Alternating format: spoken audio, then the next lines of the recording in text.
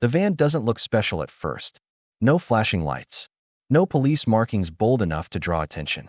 Just a plain vehicle moving through East Texas roads, blending into normal traffic. But inside, every movement is controlled. Hands secured. Waist chain locked. Leg irons tightened. A seat position chosen for a reason. A route picked hours earlier, sometimes changed at the last minute. Communication kept quiet. Stops minimized. Paperwork double-checked like a flight plan. Because this is not a normal prisoner transfer. This is Texas death row transport, the system used to move the state's most heavily secured inmates, including men scheduled for execution. And Texas uses it often. Death row is housed at the Allan B. Polunsky Unit near Livingston, but executions happen at the Huntsville Unit, the Walls Unit complex, about 44 miles away. That means, for every execution date, there is a trip designed to be invisible, because the most dangerous moment in prison security isn't always inside the walls. It's the moment the walls disappear. So how does Texas move its most secure inmates across open highways, without the public noticing, and without giving anyone a second chance to run? This documentary explains the real, verified system behind Texas death row transport. We'll follow what public records and reporting show, how the Texas Department of Criminal Justice, TDCJ, prepares for transport, why the routes and timing matter, and what hidden rules exist in practice, from restraint protocols to risk planning. We will also examine the dangers in a factual, non-graphic way, including what can go wrong during inmate transport in Texas, and how past failures force the state to reconsider how secure these movements really are. Everything in this documentary is based on real events, public documentation, and verified reporting. This is for education and historical understanding, not entertainment, not glorification, and not sensationalism. This documentary is for educational and informational purposes only. All content is based on factual, research-driven information from public records, official documents, court filings, and reporting by reputable media and human rights organizations. No information is intentionally fabricated or exaggerated. Before we proceed, please like, share, comment, and subscribe to support the channel. Texas death row inmates are housed at the Polunsky Unit. It's not a normal prison unit. It is built for long-term isolation and control, single-person cells, strict movement rules, and a system designed around containment. But death row transport is different, because even the most controlled inmate becomes harder to control once they leave the unit. So the process starts early, sometimes days before the transport. There's documentation, chain of custody, property handling, logs, medical status checks, and a specific execution-related protocol system that outlines preparation steps for the day of execution. On execution day, reporting shows that in the early afternoon, inmates are transported from Polunsky to Huntsville, again, around 44 miles, where the execution chamber is located. That short distance is the point. It isn't long enough to justify risk. Not if everything goes right. But transport planning doesn't assume right. It assumes worst case. Because Texas already knows what can happen when transport security fails.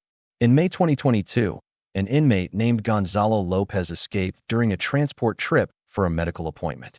Investigations and later reporting showed a chain of security breakdowns, including staffing issues, and it led to statewide concern over transport systems. That wasn't death row transport, but it proved something to Texas prison officials that matters even more for death row. If a transfer system breaks once, it can break again. So for death row movements, especially execution day transport, security becomes layered, repetitive, and strict.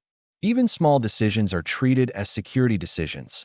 Which vehicle is used, who rides, or what time they leave, how communication happens, whether there's a decoy effect by keeping things low profile, because one detail can change the entire risk level. And on those roads, risk isn't theoretical. It's measurable. It's manpower. It's visibility. It's timing. And it's the hardest truth of prison transportation. For a short window, the state's most controlled inmate is outside the state's most controlled walls. Chapter 1 ends here. At the point where the transport plan is finalized, the restraints are prepared, and the vehicle is no longer just a van. It's a moving prison, and the gate is about to open. In Texas, most people think of the death penalty as something that happens in one building. One chamber, one room, one final procedure. But in reality, the process includes something just as important and far more vulnerable: movement. Because death row is not in Huntsville, Texas houses male death row inmates at the Allan B. Polunsky Unit near Livingston.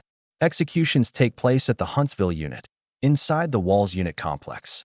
So on execution day, the condemned inmate must be transported by road. And when that transport happens, Texas does not treat it like a normal inmate transfer. It becomes its own category of operation. TDCJ execution procedures show that a formal system is put in motion, including the initiation of an execution transport log and the preparation of paperwork that must travel with the inmate, including the execution packet and medical file in the transport vehicle. That detail matters, because this is not just about physical custody. It's about legal custody, a chain of documentation that must survive the entire trip without interruption. The rules the public rarely hears about. Some of the most important transport rules aren't dramatic, but they are strict. They exist because transport is where small failures become big ones. Rule 1.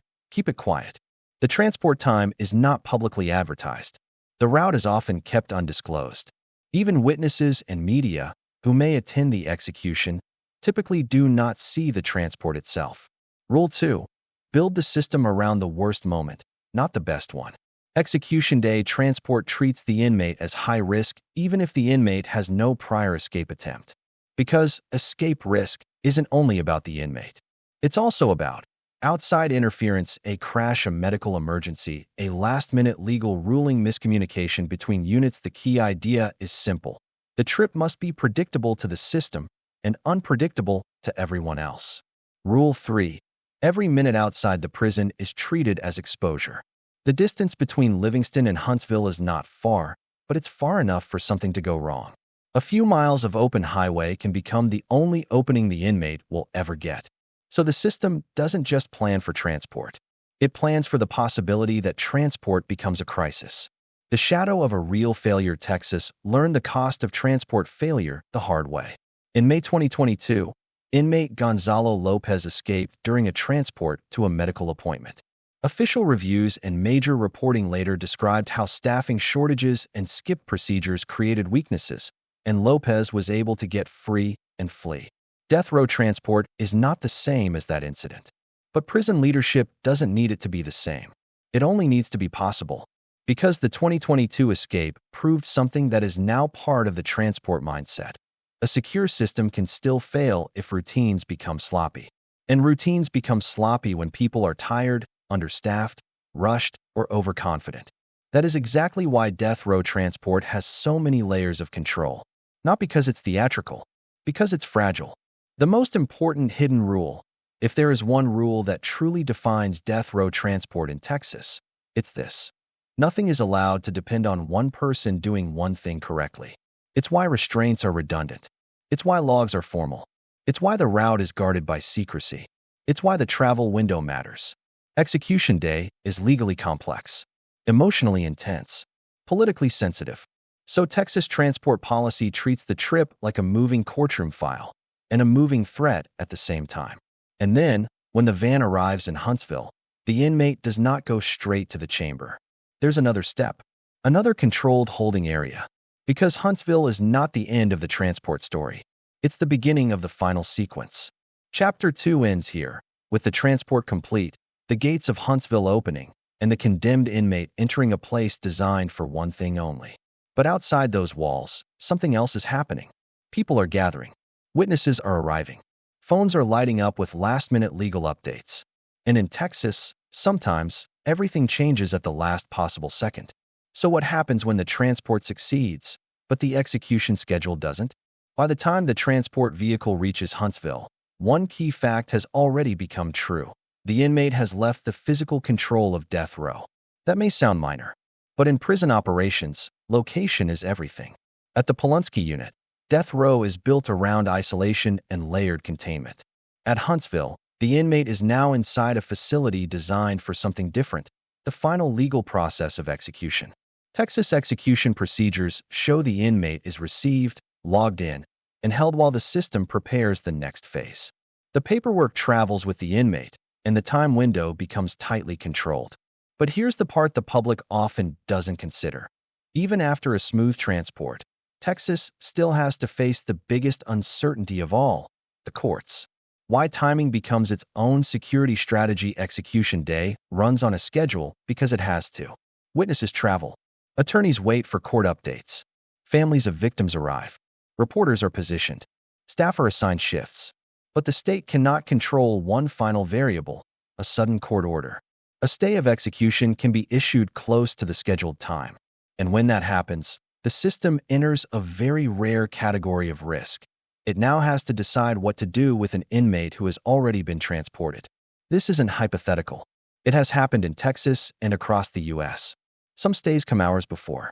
Some are even closer than that. And that creates a transport problem that most people never see.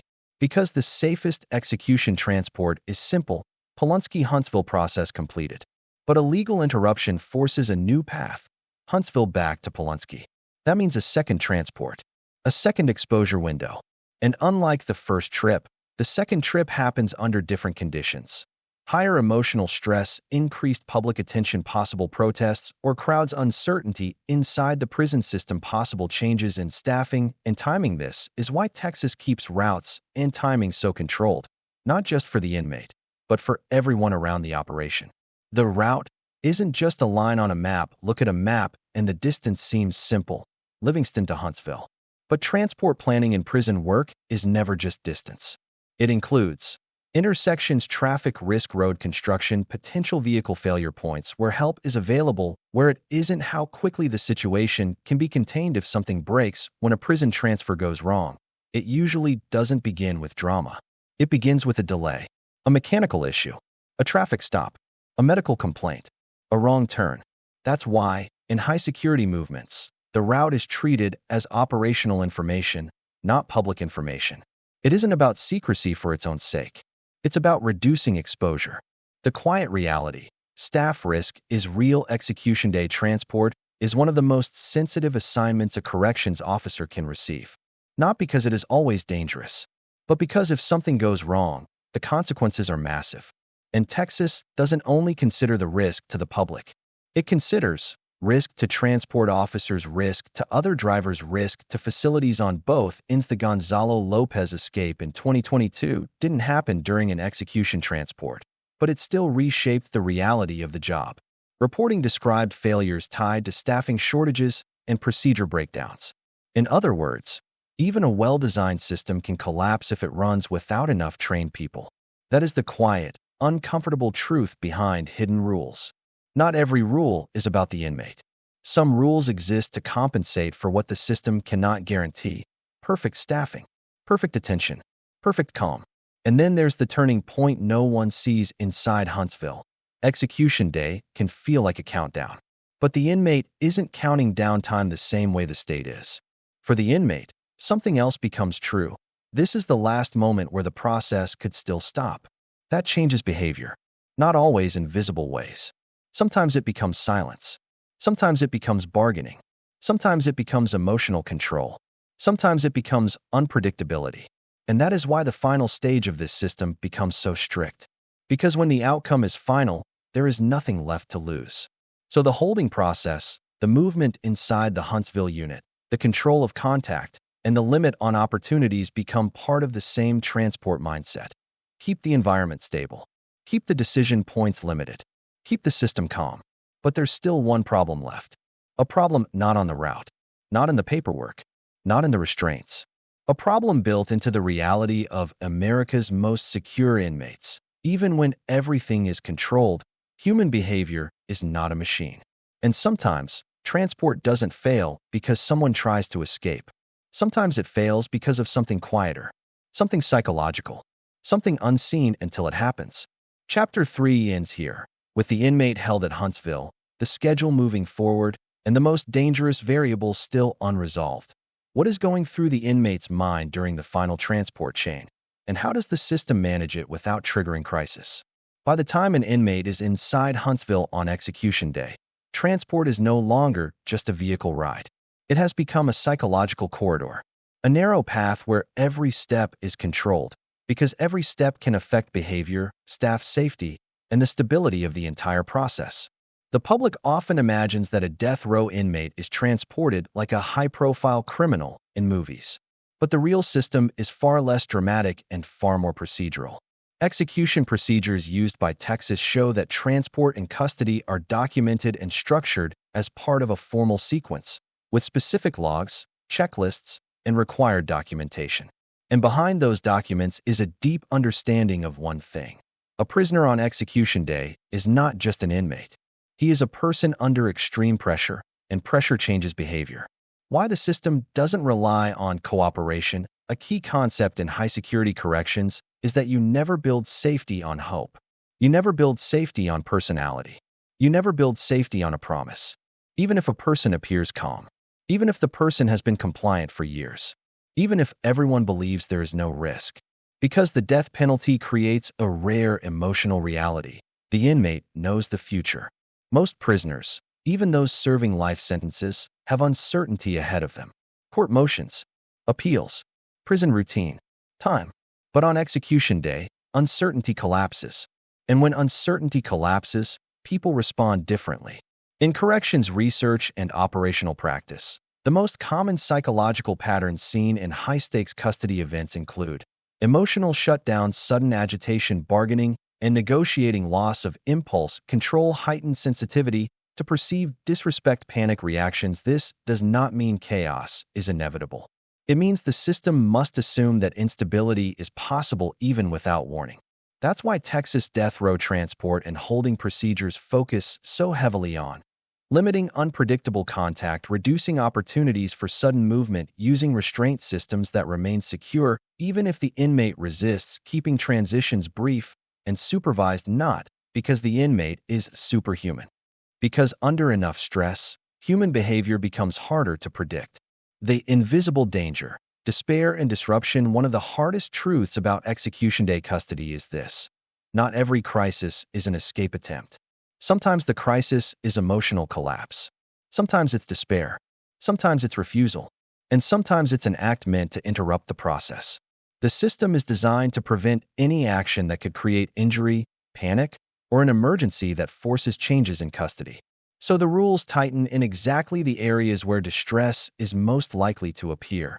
During movement between secure areas, during waiting periods, during interactions with staff, during last-minute legal uncertainty, during moments where the inmate is asked to comply. In short, the system plans for the moment the inmate stops acting like a case file and starts acting like a human being under extreme conditions.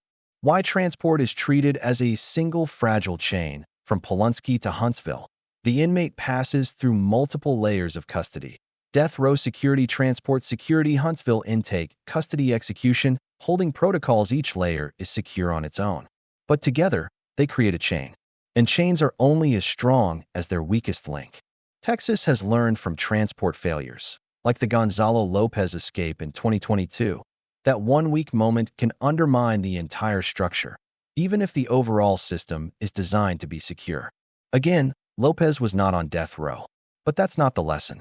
The lesson is that a secure label does not guarantee secure reality. Because transport is not a building. It's a moving process. And processes can break. The last quiet risk. The people running the system. There is another psychological element rarely discussed in public: the pressure on staff. Execution transport is mentally demanding work. The officers involved have to remain controlled, calm, and consistent. Even if the inmate is emotional, even if the environment outside is tense, and even if last-minute legal decisions disrupt the schedule. At the same time, U.S. correction systems have faced documented staffing shortages and high burnout, which can increase the risk of skipped steps or weakened attention, the exact conditions that can make transport less secure. This isn't about blaming individuals. It's about understanding the system. A transport plan can be perfect on paper, but transport is performed by human beings. And human performance declines when staffing is thin, shifts are long, morale is low, pressure is high, the task is emotionally draining. This is another hidden rule of death row transport. The system isn't only managing inmates. It's managing people. The turning point. The moment the process becomes irreversible inside Huntsville, once the inmate has been received and held, the situation narrows. The system has done the hard part. moving a high-security prisoner outside the walls of the death row unit. But the final stage carries its own risks, because it includes last communications, final legal checks, movement to the final holding area, a structured process with witnesses and official procedures, and this is where control becomes most strict. Because at this point, a disruption isn't just a security problem. It becomes a legal problem, a public safety problem, a credibility problem for the state, of crisis for everyone in the facility, so the system tightens further. And the inmate, whether silent, resigned, or unpredictable, enters the final corridor of the process. Chapter 4 ends here, at the point where the transport mission is technically complete. But the most sensitive phase of custody is just beginning. Because now there is only one question left for the system. How do you prevent failure when there is no margin left for error? By the time Texas completes the transport from the Polunsky Unit to Huntsville, the movement on public roads is over. But from a security standpoint, the risk doesn't disappear. It changes shape.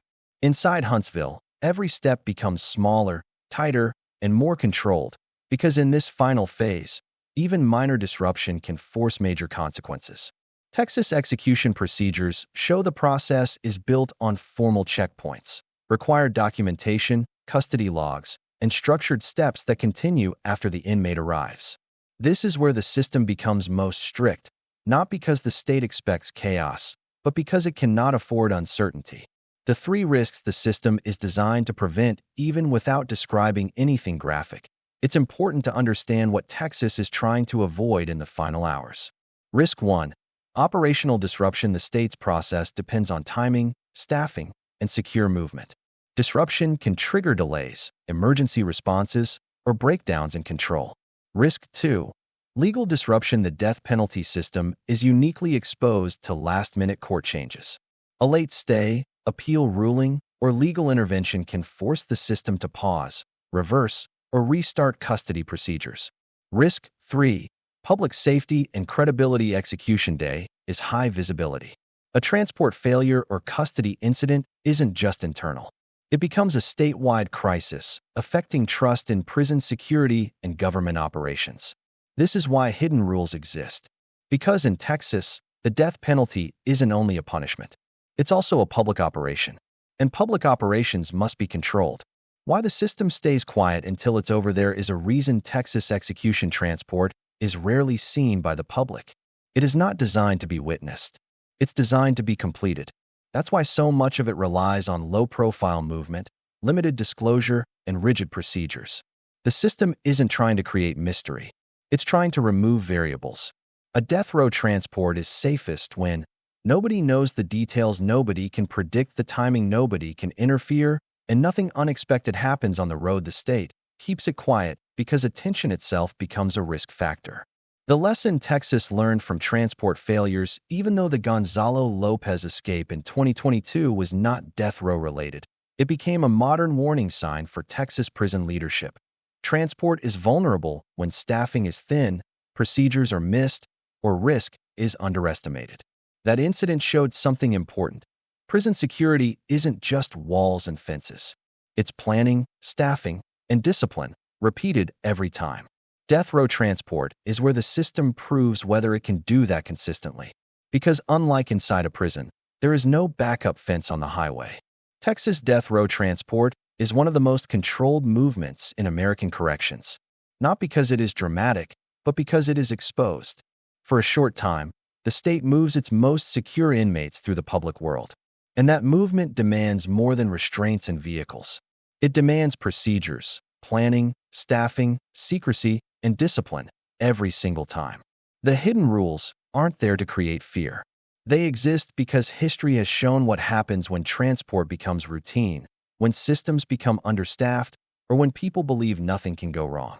In a justice system that carries the highest possible consequence, Texas builds its transport process around one principle. There can be no second chance for error. Because the most dangerous moment in prison custody isn't always behind concrete walls. Sometimes, it's the moment those walls disappear. If you found this documentary educational, please like the video, subscribe for more real-world justice and corrections documentaries, and comment below. What part of prison transport surprised you the most?